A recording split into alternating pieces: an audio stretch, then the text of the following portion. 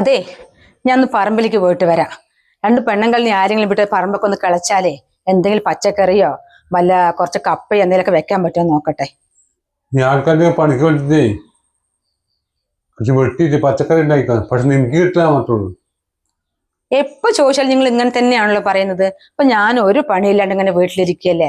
എന്തെങ്കിലും വെച്ചുണ്ടാക്കി കഴിഞ്ഞാൽ എനിക്ക് രാവിലെ അങ്ങ് പോകാലോ, ചോറൊക്കെ ആക്കി വെച്ചിട്ട്. എന്നിട്ടല്ലേ പുല്ലെടുക്കുക എന്തെങ്കിലുമൊക്കെ ചെയ്തിട്ട് സമാധാനത്തിൽ വരാലോ. എന്തെങ്കിലുമൊക്കെ പ്രകൃതിയിലൊക്കെ ഇറങ്ങിയിട്ട് എന്തെങ്കിലുമൊക്കെ ചെയ്യുമ്പോഴേ നമുക്ക് മനസ്സിനൊരു സമാധാനം കിട്ടും. അത് കാരണം എന്തായാലും ഞാൻ ചെന്ന് നോക്കിയിട്ട് വരാം.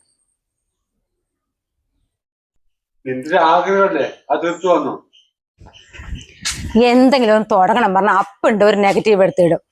നിങ്ങൾ അവിടെ മിണ്ടാതിരുന്നാൽ മതി, ബാക്കി കാര്യങ്ങളൊക്കെ ഞാൻ നോക്കിക്കോളാം.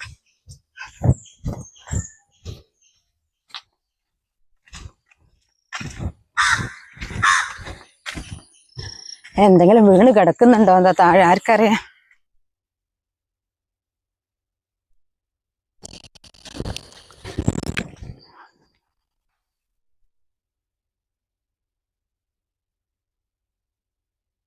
മൂപ്പര് പറഞ്ഞത് വെറുതെ അല്ല, ഇവിടെ ഉണ്ടാക്കിയാലും ഒന്നും കിട്ടില്ല എന്നുള്ളത്. ആ തെങ്ങിന് ചോട്ടിലൊക്കെ ഒന്ന് പോയി നോക്കട്ടെ.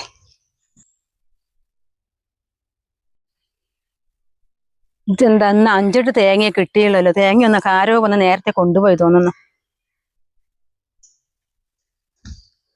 ഇത് എന്റെ മുൻപ് ആരാ അത്രയും നേരത്തെ വന്ന് കൊണ്ടുപോയത്? നാളെ ഞാൻ അവരുടെ മുൻപ് വന്ന് എടുത്തിട്ട് ആരാണെങ്കിലും.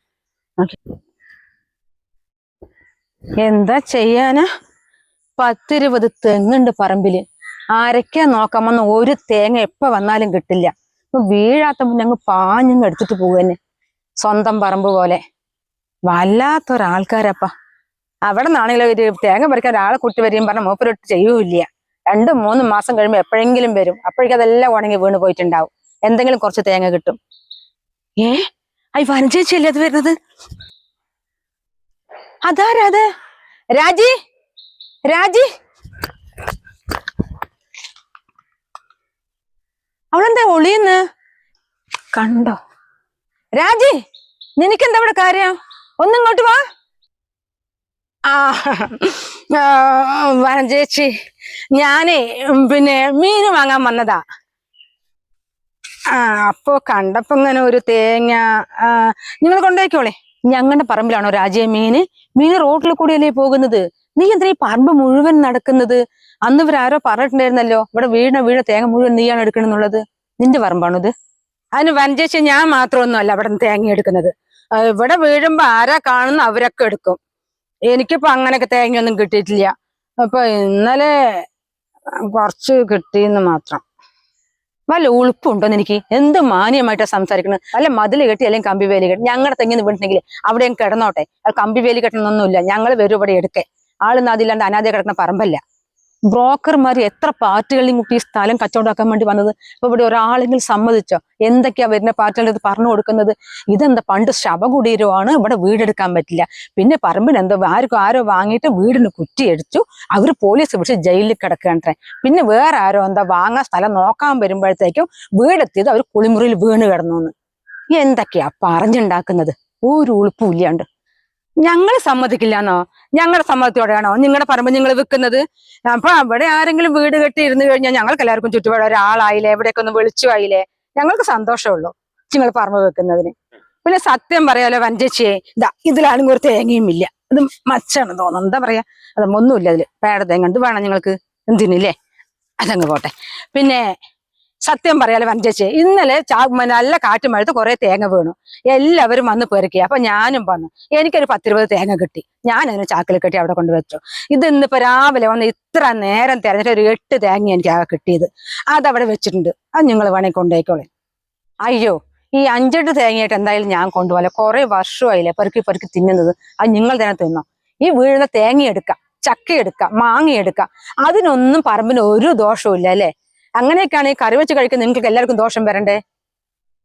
നല്ല ആൾക്കാരെ കല്യാണമൊക്കെ മുടക്കുന്ന കണ്ടിട്ടുണ്ട്. നല്ല നല്ല ആലോചനകളൊക്കെ പെൺകുട്ടികൾക്ക് വരുമ്പോ അവിടെ ഇരുന്ന് ഇവിടെ ഒന്നും ബ്രോക്കർ വരുമ്പോ പിന്നെ കല്യാണം മുടക്കികളെന്ന്. ഈ പറമ്പ് വാങ്ങാൻ വരുന്ന ആൾക്കാരെ ഇങ്ങനെ മുടക്കുന്ന ഒരാൾക്കാരെ ഞാൻ ആദ്യമായിട്ട് കാണാം. എല്ലാം പെറുക്കി തന്നെ നീരിന് കൊണ്ടേക്കോ.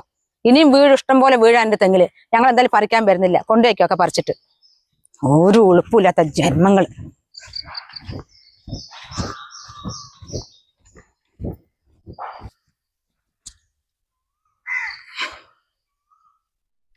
പെണ്ണുങ്ങളുടെ വർത്തമാനം കേൾക്കുമ്പോ അത്ര വലിയ പുണ്യാൾത്തിയായിട്ടാണ് എനിക്ക് ജീവിക്കണ്ട. ഒരു പണിക്കും കൂടി പോകാണ്ടിരിക്കുക. തേങ്ങ കുറച്ച് കിട്ടിക്കഴിഞ്ഞാൽ അതിനെ കൊണ്ട് പൊളിച്ച് ഉണക്കിയെങ്ങാണ്ട് ആട്ടാൻ കൊടുത്ത കുറച്ച് വെളിച്ചെണ്ണ കിട്ടും. എന്റെ ഗോപാലേട്ടന് ഒരു പണിയില്ല. മൂപ്പരത് പീടിക്കൊണ്ട് കൊടുത്ത് നല്ല പൈസ ഞങ്ങൾക്ക് കിട്ടും. വേണ്ട സാധനങ്ങളൊക്കെ ഒരു മാസത്തിന് വാങ്ങിയിട്ട് വരാം. ഒരു പണിയും തൊരവും ഇല്ലാണ്ടിരിക്കുമ്പോ തേങ്ങ വറുക്കണ്ടാത്രേ. അപ്പൊ ഞാൻ വറുക്കില്ലെങ്കിൽ വേറെ അവര്. നല്ല കാര്യം, ഞാൻ അത് എടുത്തിട്ട് പോട്ടെ. കൂട്ടി വെച്ച തേങ്ങയൊക്കെ ഇനി എവിടെങ്കിലും ഉണ്ടോ?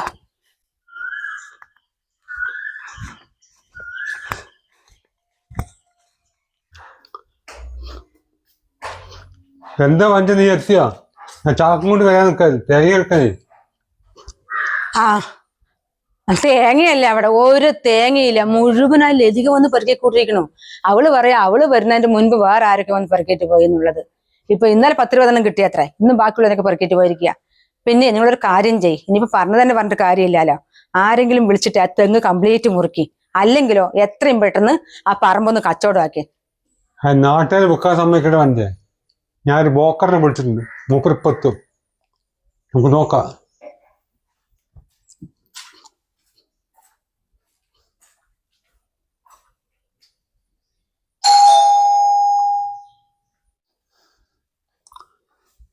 ആ തവപ്പിക്കെത്തിയോ? എന്താ സുധിയേട്ടാ വരാൻ പറഞ്ഞേ? എനിക്ക് 3-4 പാർട്ടികളൊക്കെ കാണാനുണ്ട് അർജന്റായിട്ട്. കാര്യങ്ങൾ എന്തായിരുന്നു? ഞാൻ പറയാം, കേറിയിരിക്കേ. മഞ്ചേ, ഞാൻ പറഞ്ഞ ആളെത്തിയതാ. എന്താ മോന് വല്ല പെണ്ണു നോക്കാനാണോ? മോന് പെണ്ണ് നോക്കാനില്ല. നമ്മൾ അന്ന് കാണിച്ച സ്ഥലമില്ലേ, അതിനൊരു ആടിലാക്കുമ്പോ. എന്റെ സുധിയേട്ടാ, ആ സ്ഥലത്തിന്റെ കാര്യം മാത്രമേ പറയണ്ട. നിങ്ങൾക്ക് വേറെ ഏതെങ്കിലും സ്ഥലം ഉണ്ടോ? അത് കച്ചവടക്കാം. ആരാ വന്നത്? ആ ഇത് നമ്മുടെ തഫീഖല്ലേ? 2-3 പ്രാവശ്യം ആളെ കൊണ്ടുവന്നതല്ലേ നമ്മുടെ പറമ്പിന്. പിന്നെ നിങ്ങൾ അന്നത്തെ പോലെ 3 ലക്ഷം ഒന്നും വേണ്ട. ഒരു 1.5 ലക്ഷം 1.25 കിട്ടിയാൽ മതി. എങ്ങനെയുള്ള പറമ്പൊന്ന് കച്ചവടമാക്കി തരണം. നമുക്ക് പൈസക്ക് വേണ്ടിയിട്ടല്ല. വേറെ ഒരാളെ അവിടെ ആൾക്കാർ വാങ്ങാൻ സമ്മതിക്കില്ല. അന്ന് വിറ്റ് കിട്ടിയാൽ മതി. 1.25 1.5 ഒന്നും കിട്ടൂല. വേണമെങ്കിൽ 1 ലക്ഷത്തിന് ആളെ നോക്കാം. എന്താണ്, ഞാൻ പറഞ്ഞ പൈസ മതിയോ? എന്താ ചെയ്യാ, ആകപ്പാടെ മൂപ്പന്റെ ഭാഗം കിട്ടിയതാണത്. അവന്റെ ഏട്ടനന്യന്മാർക്കൊക്കെ നല്ല നല്ല സ്ഥലങ്ങളും കിട്ടി. അതൊക്കെ വിറ്റിട്ട് അവർ വലിയ കോടീശ്വരന്മാരായി. നമുക്ക് നല്ല വിളവെടുപ്പുണ്ട്. അത് പറഞ്ഞാണ് ആകപ്പാടെ 20 സെന്റ് സ്ഥലമാ. 15-20 തികച്ചുണ്ടോന്ന് അറിയില്ല അത് തന്നത്. അതിപ്പോ ഇങ്ങനെയല്ലേ പറയുന്നത്. എന്താ ചെയ്യാ, എന്ത് ചെയ്യുന്ന? ഇനിയിപ്പൊ അതൊന്നും പറഞ്ഞിട്ട് കാര്യമില്ലല്ലോ. ഉള്ള പൈസ മതി. നീ ആളുണ്ടാക്ക്. ഇനിയിപ്പോ എന്ത് ചെയ്യാനാ? ഇനിയിപ്പൊ അത് പറഞ്ഞാൽ അതിനും ഉണ്ടാവും മുടക്കാൻ ആൾക്കാര്. ഒരു കാര്യം ചെയ്ത് തഫീക്കെ, ബാക്കിൽ കൂടെ ആൾക്കാരെ കൊണ്ടുപോയി. പുഴന്തോരത്ത് കൂടി ഈ മുൻപിൽ കൂടെ കൊണ്ടുവരണ്ട. ഇവിടുന്ന് കാണുമ്പോഴല്ലേ മുടക്കുള്ളൂ. ഒരു ഇരുട്ട് സമയത്ത് വന്നാൽ മതി. അപ്പൊക്കെ സീരിയലും കൊണ്ട് അകത്തിരിക്കുന്നുണ്ടാവും. അല്ല സുധേട്ടാ, എങ്ങനെയെങ്കിലും ഒന്ന് കയ്യോട് അഡ്വാൻസ് തരലും വാങ്ങലും ഒരുമിച്ചായിരിക്കണം. പിന്നെ മുടക്കാനും തർക്കിക്കാനും ഒന്നിനും ഇടവരുത്തരുത്. ആ കാര്യം ഞാൻ ഏറ്റു. 1 ലക്ഷം ഉറുപ്പിക്ക് കച്ചവടം ഉറപ്പിച്ചു. ഇനി അങ്ങോട്ടും ഇല്ല ഇങ്ങോട്ടും ഇല്ല. ഓക്കെ, എന്നാ പോയി വൈകിക്കണ്ട. ശരി, എന്നാ പിന്നെ വിവരം എന്നാല് ഞാൻ അറിയിക്കാം. Okay okay.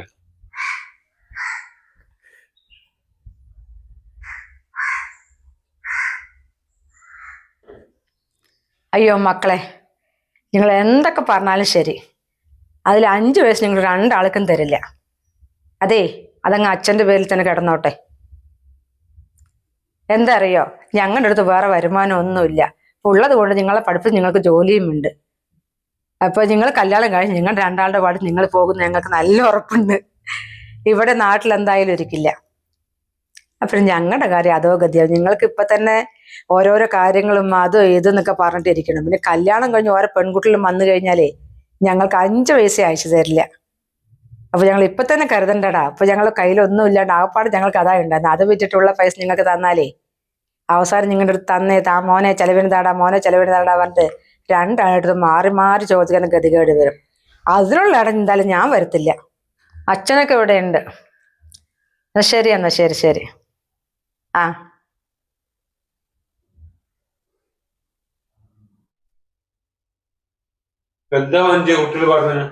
എന്താ പറഞ്ഞറിയോ, അവർക്ക് ബിസിനസ് തുടങ്ങാൻ പൈസ വേണമെന്ന്. പൈസ ഉണ്ടല്ലോ കയ്യിലിപ്പോ, അത് ചോദിക്കുക. അന്നാ അവർക്ക് കൊടുക്ക്. അവർ കച്ചവടം ചെയ്തോട്ടെ. പൈസ ബാങ്കിലിട്ട് എന്താ കാര്യം? വിവരമില്ലാണ്ട് സംസാരിക്കല്ലേ. അവര് ചെറിയ പിള്ളേരൊന്നും അല്ല സ്കൂളിൽ പോകുന്നത്. രണ്ടാളും കല്യാണ പ്രായത്തെ പിള്ളേരാ. ജോലി സ്ഥലത്ത് രണ്ടാളും ഓരോ പെണ്ണുങ്ങളിലും നോക്കി വെച്ചിട്ടുണ്ട്. ഇവിടെ നമ്മുടെ അടുത്ത് ഒരു പെൺകുട്ടികളെ നോക്കണ്ടെന്നല്ലേ അവര് പറഞ്ഞത്. കല്യാണം കഴിഞ്ഞ ഇത് ഏതെങ്കിലും ഇവിടെ വന്നിരിക്കുന്ന നിങ്ങൾക്ക് വല്ല ഉറപ്പുണ്ടോ? നമ്മളെ നോക്കുന്നത് നിങ്ങൾക്കറിയോ? നോക്കില്ല ഇവരൊന്നും. അത് നമ്മൾ ഇപ്പൊ തന്നെ കരുതി ജീവിച്ചിട്ടില്ലെങ്കിലേ അവസാന കാലം തെണ്ടേണ്ട വരും. ആകെ ആ പറമ്പ് മാത്രമല്ലേ ഉള്ളൂ. നിങ്ങൾക്ക് വേറെ എന്തെങ്കിലും ഒന്ന് വിൽക്കാനുണ്ടോ? ഇല്ലല്ലോ. ആ പൈസന്റെ അടുത്ത് അവർക്ക് കൊടുത്തിട്ടുണ്ടെങ്കിലേ അവസാനം മോനെ താടാ പറഞ്ഞിട്ട് അവരുടെ മുന്നിൽ കൈനീട്ടുന്ന ഗതികേട് വരും. അവർ നമ്മുടെ മക്കളല്ലേ, അവരങ്ങനെ ചെയ്യുമോ? അവർക്കറിയില്ലേ നമ്മൾ പ്രായമായി വരുമെന്ന്, നമ്മൾ നോക്കുന്നു. എന്റെ സുധാട്ടാ, അത് ഇപ്പൊ തന്നെ അവന്റെ സ്വഭാവം നിങ്ങൾക്ക് മനസ്സിലായിട്ടുണ്ടോ? ഞാൻ അവന്റെ അടുത്ത് എന്തെങ്കിലും കുറച്ച് പൈസ ചോദിച്ചാൽ പറയും നിങ്ങൾ എന്റെ അടുത്ത് ചോദിക്കുന്ന അവന്റെ അടുത്ത് ചോദിക്കും പറയും. അവന്റെ അടുത്ത് ചോദിച്ചാൽ പറയും ഇവന്റെ അടുത്ത് ചോദിക്കുന്നു. അപ്പൊ രണ്ടാളുടെ അടുത്തും ചോദിച്ചാൽ പറയും അവനെത്ര അയച്ചതെന്ന്, അതുപോലെ ഞാനും അയച്ചു തരാന്നുള്ളത്. കല്യാണം കഴിയാത്ത മുൻപ്. കഴിഞ്ഞാലോ അവരുടെ അവസ്ഥ ഒന്ന് ആലോചിച്ച് നോക്കി നിങ്ങള്. നോക്കില്ല, ഈ മക്കൾ എന്തായാലും നോക്കില്ല. എനിക്ക് ഒരു ഉറപ്പുമില്ല നോക്കുന്നുള്ളത്. അങ്ങനെ നോക്കിയാൽ തന്നെ അത് നമുക്ക് ഭാഗ്യം, നമ്മുടെ ഭാഗ്യം. ഞാൻ വിശ്വസിക്കില്ല. ഈ പേപ്പറിലൊക്കെ അങ്ങനെ കണ്ടു കണ്ടേ നമ്മുടെ മക്കളും അങ്ങനെ ചെയ്യുന്നുണ്ട്. എല്ലാ മക്കളും ഒരേ മാതിരിയാ? എല്ലാ മക്കളും ഒരുപോലെയല്ല. അത് എനിക്ക് നല്ലപോലെ അറിയാം. അച്ഛനും അമ്മനും പൊന്നുപോലെ കൊണ്ട് നടക്കുന്ന മക്കളുണ്ട്. പക്ഷേ മനുഷ്യാവസ്ഥ സുധാട്ടാ, ഇപ്പൊ എനിക്ക് എന്തെങ്കിലും ഒന്ന് സംഭവിച്ചു കഴിഞ്ഞാലേ നിങ്ങളെ ആരാ നോക്കുക? ഈ മക്കൾ ജോലി സ്ഥലത്ത് നിങ്ങൾ കൊണ്ടുപോയി നോക്കുവോ?